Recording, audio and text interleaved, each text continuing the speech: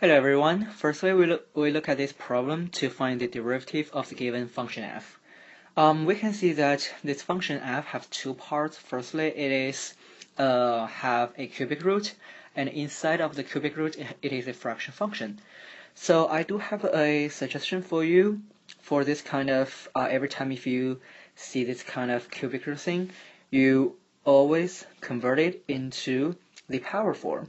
So in this case, we have this function f is equal to e to the x squared over 1 plus sine inverse of 2x to the power of 1/3. Okay, so these two are equivalent. And then we're going to take the derivative of f and we're going to dealing with this form we find. Okay, alright, next let's go to find the derivative of f. That is f prime of x equal to, well, firstly, the other part is a power function, and by the differentiation rule, we have its derivative is equal to 1/3 times the inside doesn't change, and then for the power, it is not 1/3 anymore, it is 1/3 minus 1, and it is negative 2/3. Okay, and then because this is a composite function, and then by the chain rule we're going to take the derivative of the inside part, that is e to the x squared over 1 plus sine inverse of 2x prime. Okay, and now we're going to dealing with this part. Alright, then we're going to copy the first two terms, that is 1/3 times the e to the x squared over 1 plus sine inverse 2x to the power of negative 2/3, and then we're going to do about this very last piece, so times, and then this part we have a fraction function. So remember the quotient rule, it is given by the square of the denominator, that is 1 plus sine inverse of 2x square. And then for the numerator part, we firstly take the derivative of the previous numerator, that is e to the x squared prime times the denominator, that is 1 plus sine inverse of 2x, and then minus the original numerator times the derivative of the denominator. Okay, so the denominator, and then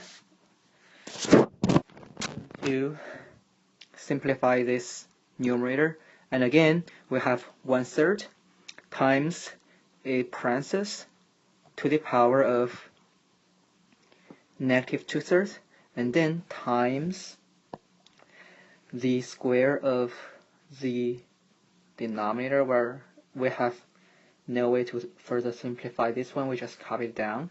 And then for the numerator, firstly, for this e to the x squared prime thing, we have, by using the chain rule again, we have e to the x squared times the x squared derivative, and we know this part is equal to 2x. Okay, and then times the denominator, and then minus, because I'm going out of space, so I'm going to write to continue here, where here we're going to multiply e to the x squared times with the derivative of the 1 plus sine inverse 2x prime, and this, by the sum rule, it is equal to 1 prime plus sine inverse of 2x prime, and the derivative of a constant is 0, and then plus the derivative of this sine inverse function, and by the formula, you know this part is equal to 1 over square root of 1 minus 2x squared, and then this inside is another composite function, so we have to use chain rule to take the derivative of 2x, so that is just 2. Okay, so this is how you find the derivative of 1 plus sine inverse of 2x. And now we just combine all the pieces together.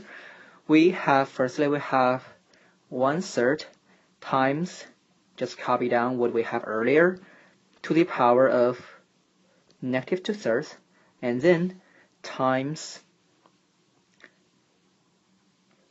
so I'm going to make a line here to tell you there are two different parts, and then times, firstly we have this 1 plus sine inverse of 2x squared, and then for the numerator firstly we have e to the x squared times 2x times 1 plus sine inverse of 2x, then minus e to the x squared times this part, that is 2 over square root of 1 minus 4x squared. Okay, and this will be our final result. Okay, so this is this problem.